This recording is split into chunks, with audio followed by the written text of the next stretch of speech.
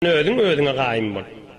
Şu öýüňden ugurýan da bilýän bir tovar denanly gezipbe hijabda ýok, sen imanyňy, sen pikriňi, sen ibadatyňdaky lezzetini aýyrjak bolup ketipdi dämi?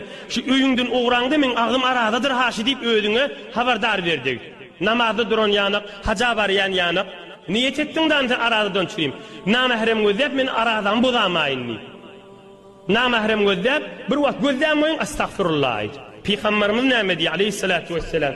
Hatta ala hisnin hasin fa ahraza nafsuhu minhum ve kada la yuhrizu nafsuhu min ash-şeytan illa bi zikrillah azza ve celle. Ahrajahu Tirmizi ve sahhaha. Peygamberimiz diýär, bir adamy düşman gowlasa, gaçyp bir galaň içine girip uly kon gafsyny yapsa, düşmandan rahat bolar diýär.